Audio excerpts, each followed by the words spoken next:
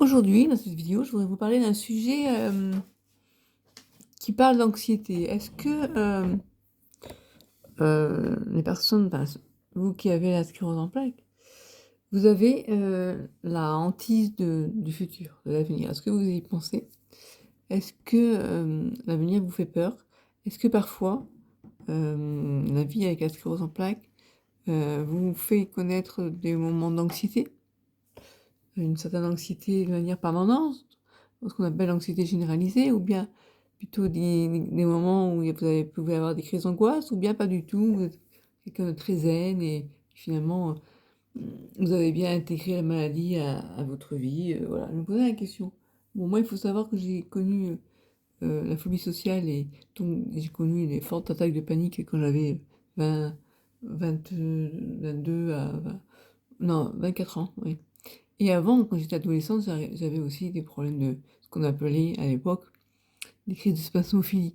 Voilà, j'avais des problèmes j'hyperventilais, enfin, ça ressemblait à des crises d'angoisse en fait. Il faut savoir que mes parents étaient des gens plutôt anxieux de nature et ils m'ont pas vraiment habitué à. Enfin, à l'époque, je voyais jamais de psy.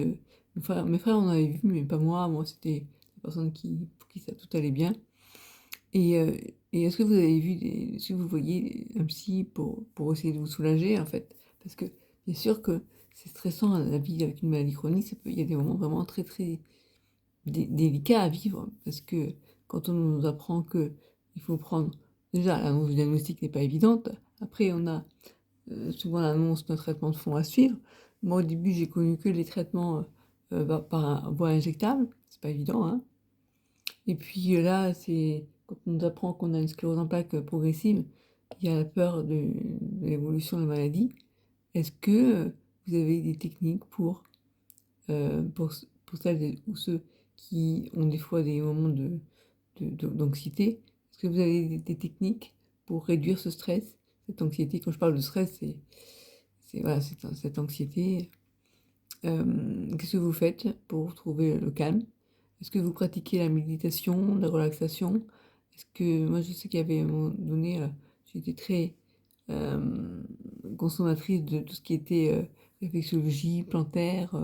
J'allais aller voir un réflexologue tous les mois, dans des séances de réflexologie, massage.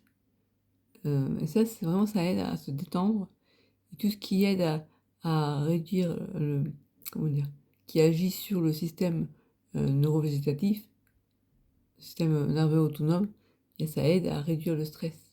Et je vous recommande de pratiquer des, des techniques anti-stress en fait.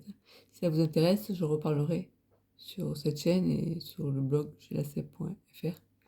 Voilà, c'était juste lancer la question, le sujet. Et si vous donnez, comment dire, si vous me dites que ça vous intéresse, je ferai d'autres vidéos en ce sens.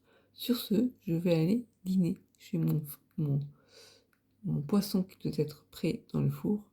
Voilà, depuis que j'ai déménagé, je me débrouille. Là, en fait, c'est vrai que c'est plus simple de faire la cuisine quand on est assis, qu'on n'a pas obligé de se lever tout le temps. Parce que quand j'étais à l'époque cuisine chez mon père, je pouvais pas faire les choses assises, enfin très difficilement. Voilà, mais d'un côté, je me dis, il faut que je fasse attention de ne pas trop abuser du fauteuil, parce que sinon après, je ne sollicite pas autant mon corps.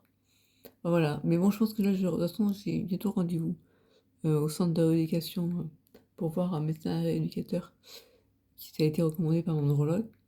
On va voir qu'est-ce qu'il me propose comme exercice. Et puis, je vais recontacter peut-être une kiné que je voyais il y a 2 ans de ça, pour demander aussi est-ce qu'elle me fasse des exercices. Mais bon, tout est... Voilà, il faut trouver le juste équilibre entre la fatigue. Il faut gérer la fatigue chronique, c'est pas évident. Et puis moi, j'ai aussi les douleurs. Si j'en fais trop, eh bien, je risque de tomber, parce que ça me provoque des chutes d'influx nerveux. Donc, il faut arriver à trouver le juste équilibre, ce qui n'est pas évident. Donc, il faut tomber sur des bons kinés qui comprennent ce que c'est que la maladie. Sur ce, je vous laisse. Et voilà. Likez la vidéo si vous l'avez aimé. Et à bientôt.